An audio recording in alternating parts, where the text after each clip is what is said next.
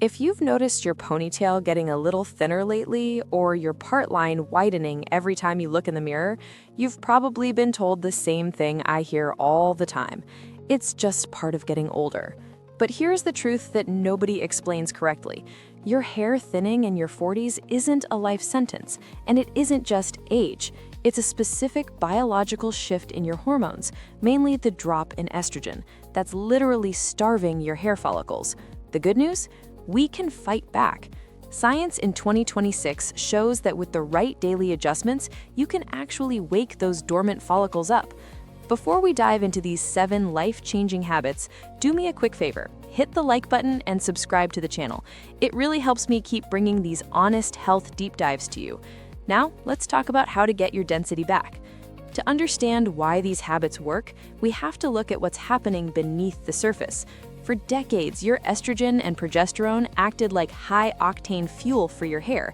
They kept your hair in the growing phase, what we call the anagen phase, for years at a time. But as we cross the 40-year mark and head into perimenopause and menopause, those levels start to dip. When estrogen drops, the male hormones we all have, like testosterone, start to have a bigger impact. They can convert into DHT, which is like a slow-acting poison for the hair follicle. It makes the follicle shrink, producing thinner, finer hair, until eventually it stops producing hair altogether. This is what we call female pattern hair loss, or androgenetic alopecia. But here is the exciting part. Recent studies from 2025 and 2026 are showing us that the follicle isn't usually dead, it's just dormant. It's waiting for the right environment to thrive again. We aren't looking for a miracle cure in a bottle, we are looking to change the soil so the garden can grow again. The first habit you need to start tonight is a dedicated scalp massage. I know it sounds simple, almost too simple to be effective, but the science is undeniable.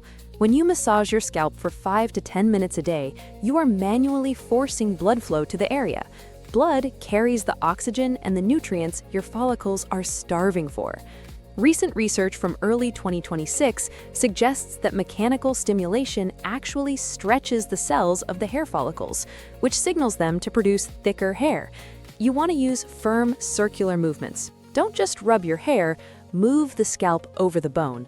To take this to the next level, you should be using a carrier oil mixed with something like rosemary oil or pumpkin seed oil. Rosemary oil has been shown in clinical trials to be just as effective as some over-the-counter chemical treatments, but without the irritation. If you really want to see the 2026 edge, look into what's called MMP, or micro-infusion. It's a professional version of this that uses vitamins and dutasteride, but doing the work at home every single day is the foundation. Women who are consistent with this for 6 months report a significant increase in hair thickness and a 68% reduction in visible shedding. It costs nothing but your time, and it's the most natural way to wake up those sleepy roots. Moving on to habit number 2, and this one is the biggest game changer for women in our age group, the protein revolution. We often think about protein for muscle, but your hair is almost entirely made of a protein called keratin. As our metabolism shifts after 40, we often stop absorbing nutrients as efficiently as we used to. A major review of 17 different studies published in the Nutrition and Health Journal in 2025 found that women who consistently hit a target of 60 grams of high-quality protein a day saw a dramatic improvement in hair tensile strength. This isn't just about eating more, it's about eating right. Think eggs, fatty fish like salmon, cottage cheese, and legumes. These foods are also packed with iron and zinc. Iron is a big one. If your ferritin levels are low, which is incredibly common for women in their 40s, your hair will not grow. Your body views hair as optional. If it doesn't have enough iron for your vital organs, it will steal it from your hair first. This is why you need to be focusing on anti-inflammatory foods too. Chronic inflammation is the enemy of the hair follicle. By adding more leafy greens and cruciferous vegetables like broccoli into your daily meals, you're helping to balance the hormonal storm that menopause brings. You're giving your body the raw materials it needs to build a stronger, thicker strand of hair from the inside out. By the way, if you're finding this information helpful so far, please take a second to like this video and subscribe to the channel. I want to make sure you don't miss the second half of this protocol, because these next steps are where the real transformation happens. Now, habit number 3 is all about the concept that gentle is the new strong. We have to realize that hair in our 40s and 50s is structurally different than hair in our 20s. It's more porous, it's drier, and it's much more prone to breakage. If you're still using the same harsh shampoos and high-heat styling tools you used a decade ago, you're likely snapping off the new growth before it even has a chance. You need to switch to a sulfate-free, nourishing shampoo, ideally one infused with caffeine or biotin. Caffeine is fascinating because it can actually penetrate the hair shaft and counteract the effects of DHT right at the root.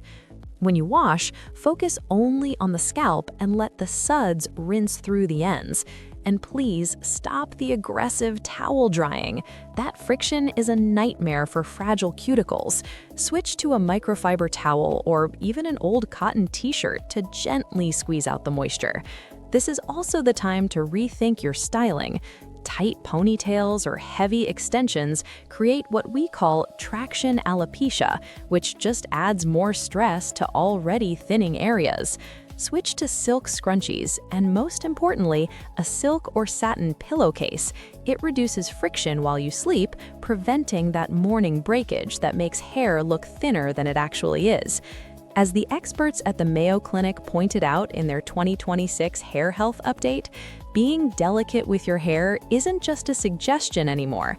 It's a requirement if you want to maintain density through the menopause transition.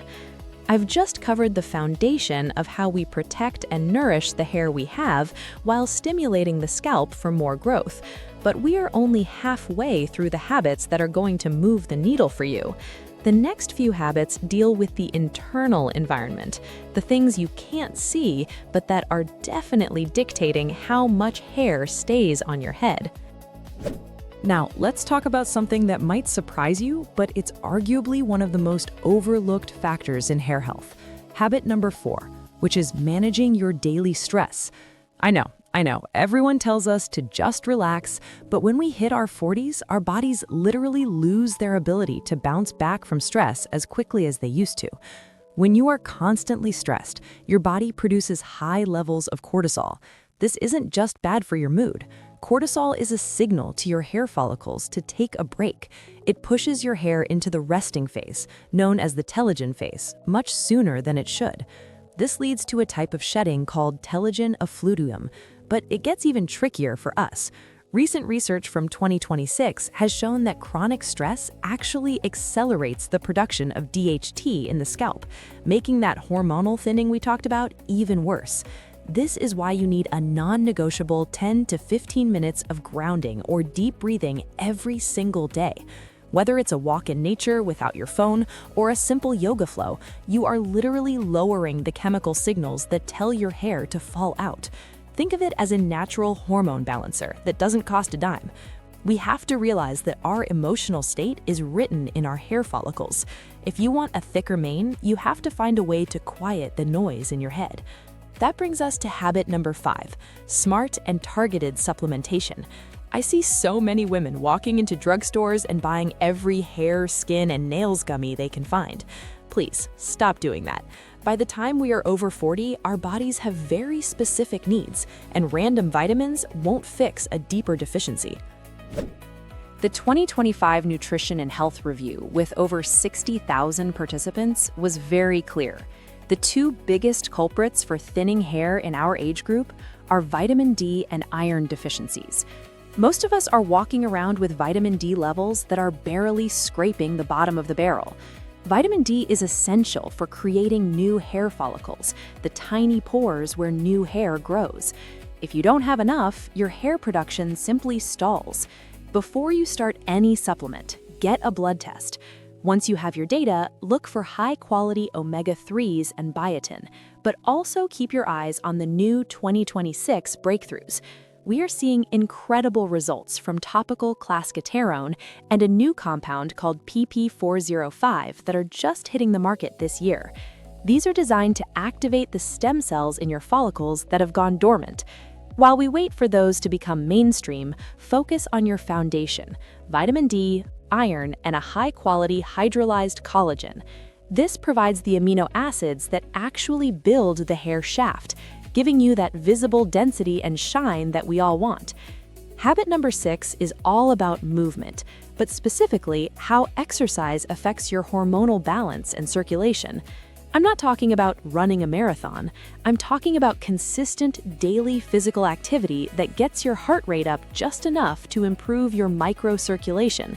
When you move your body, you're helping to regulate your insulin levels and reduce systemic inflammation.